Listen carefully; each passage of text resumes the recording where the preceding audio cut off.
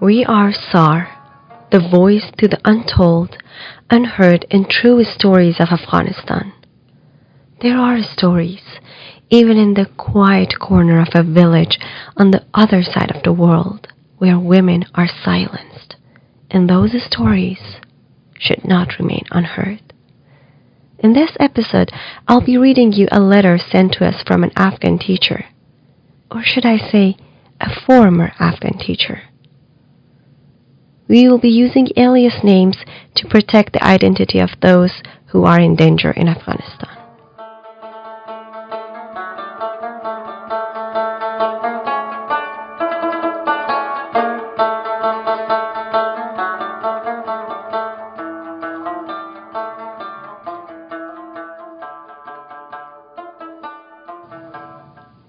My dear students, I hope every one of you are alive and doing well with your families.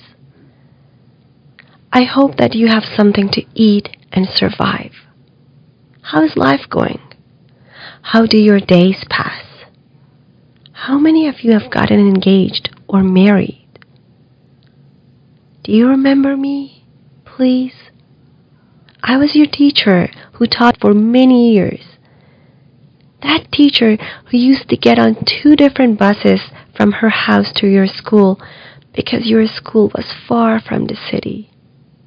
Yes, I know that no student would forget their teachers by not seeing them more than 450 days.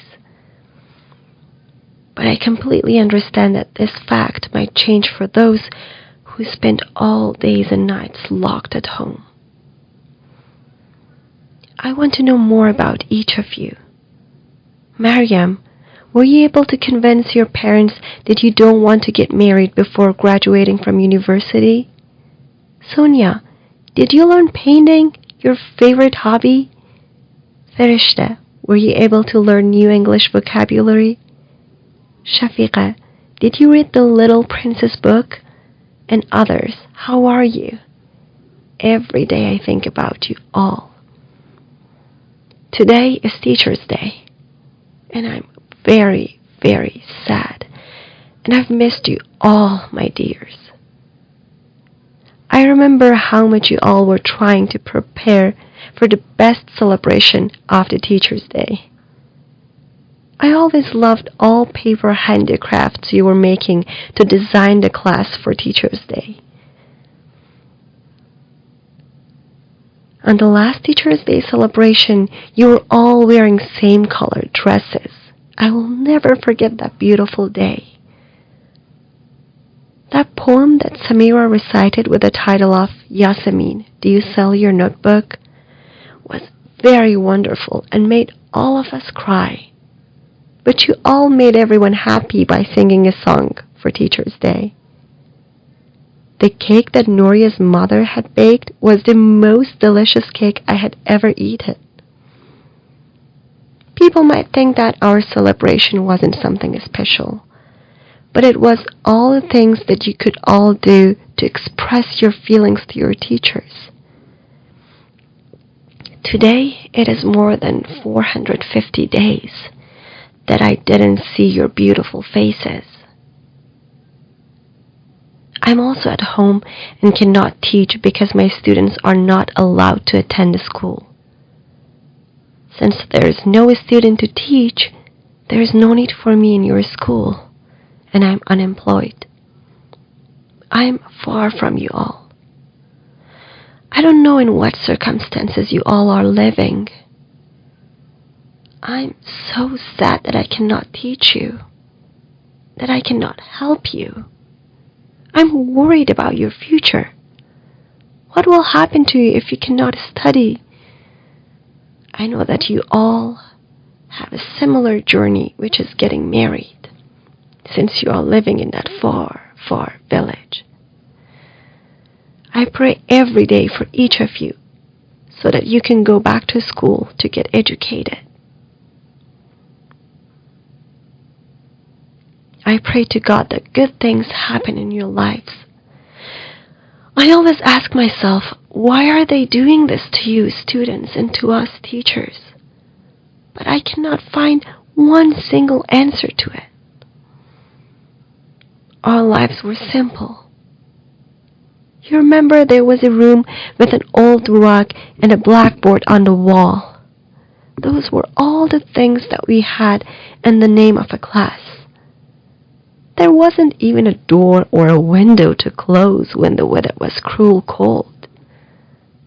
However, I definitely believe that we all were happy and we were smiling in the hot summer days or in the ice-stormy winter days.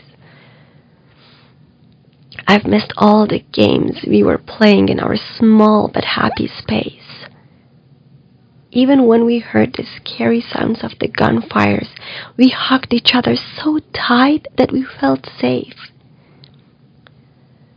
Sometimes I think with myself that our lives before last year was heaven. With every day passing, I become more and more convinced that those days were dreams and weren't real. The last time I smiled was a year ago. I pray from the bottom of my heart to hear that you are allowed to go to school and that I will meet you again. Until then, please stay safe. With love, your teacher.